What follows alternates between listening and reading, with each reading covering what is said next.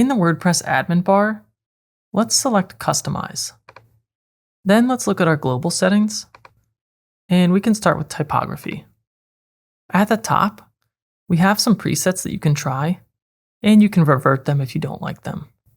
So we might look at this one, and you can see how these are changing, but I might revert.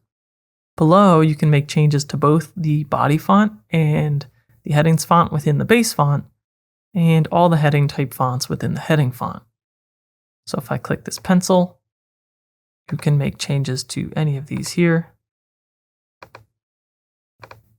And you can change the global colors in a similar way. So let's click back a menu up here and click colors.